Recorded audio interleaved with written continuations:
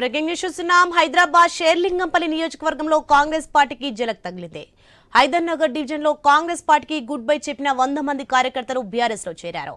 MLA Madhavaram Krishnarao ఆధ్వర్యంలో చేరిన కాంగ్రెస్ శ్రేణులు గులాబీ కండువా కప్పుకున్నారు. బీఆర్ఎస్ ఆధ్వర్యంలో కేటీఆర్ సహకారంతో హైదరాబాద్ అభివృద్ధి జరిగిందన్నారు ఎమ్మెల్యే మాధవరం. ఎవరికి ఎలాంటి ఆపద వచ్చినా బీఆర్ఎస్ అండగా నిలుస్తుందని తెలిపారు.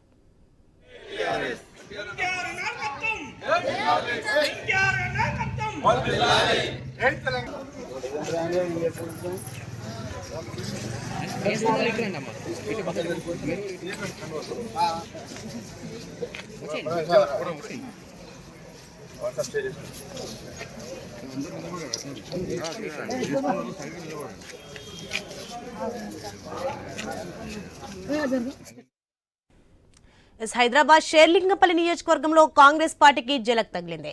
హైదర్నగర్ డివిజన్ లో కాంగ్రెస్ పార్టీకి గుడ్ బై చెప్పిన 100 మంది కార్యకర్తలు బీఆర్ఎస్ లో చేరారు.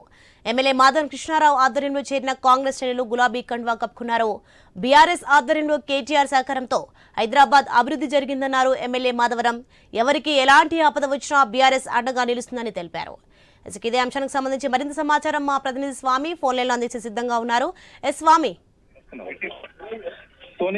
Serilingampally BRS MLA Arekapudi Gandhi party మారి కాంగ్రెస్ లోకి వెళ్లడంతో కూడా అక్కడ బీఆర్ఎస్ పార్టీని కోఆర్డినేట్ చేయడం కోసం బాధ్యతలను కూకట్పల్లి ఎమ్మెల్యే మాధవరం కృష్ణారావుకు బీఆర్ఎస్ పార్టీ అధ్యక్షులు కేసీఆర్ అప్పగించారు. అప్పటి నుంచి ఆ నియోజకవర్గంలో పార్టీ కార్యక్రమాలను ఇటు ఒకవైపు ఇటు మాధవరం కృష్ణారావు, అదేవిధంగా ఇటు మేడ్చల్ జిల్లా అధ్యక్షులు చెంబిపూర్ రాజు పర్యవేక్షిస్తున్నారు. ఈ రోజు హైదర్నగర్ డివిజన్ సంబంధించి చాలా మంది కార్యకర్తలు ఇటు ఎమ్మెల్యే మాధవరం కృష్ణారావు సమక్షంలో కాంగ్రెస్ పార్టీ గుడ్ బై చెప్పి మళ్ళీ బీఆర్ఎస్ పార్టీలో చేరారు. దాదాపు 100 మందికి పైన కార్యకర్తలు వాళ్ళందరూ కూడా కాంగ్రెస్ పార్టీ నుంచి బీఆర్ఎస్ పార్టీకి వచ్చి గులాబీ తీర్థం పుచ్చుకున్నారు.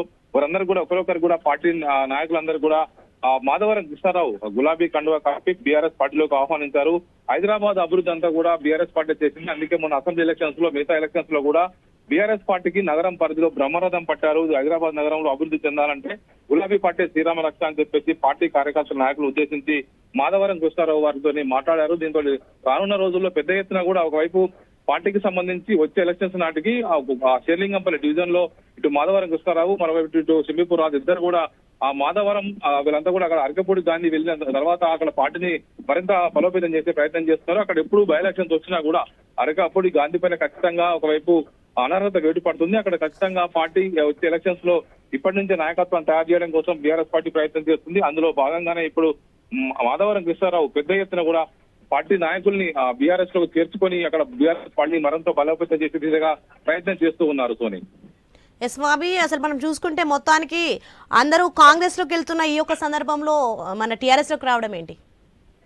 అంటే ఒకవైపు అరకపూడి గాంధీ ఒకవైపు బీఆర్ఎస్ పార్టీ నుంచి కాంగ్రెస్ పార్టీలోకి వెళ్ళిన తర్వాత అక్కడ పార్టీకి సంబంధించినటువంటి కోఆర్డినేషన్ చేయడం కోసం ఇబ్బంది అవుతుంది. ఈ పరిస్థితుల్లో అధికార పార్టీలో ఉన్నప్పటికీ కూడా రానున్న రోజుల్లో అక్కడ ఉన్నటువంటి కార్యకర్తలకు రెండు వర్గాలుగా విడిపోయారు. అక్కడ స్థానికంగా బలంగా ఉన్నటువంటి కాంగ్రెస్ కార్యకర్తలంతా కూడా తమకు పని కావట్లేదు, కేవలం అధికారం కోసమే నేతలంతా పార్టీలు మారుతూ తమకు నాయకత్వాన్ని ఇబ్బంది పెడతారని చాలా మంది నేతలు తమ మళ్ళా పాత గుడికి చేరుకుంటున్నారు. దీంతో ఈ రోజు కాంగ్రెస్ పార్టీలో ఉన్నటువంటి నాయకులంతా కూడా మళ్ళీ మాధవరం కృష్ణారావు ఆధ్వర్యంలో మళ్ళీ బీఆర్ఎస్ చేరారు. సోని.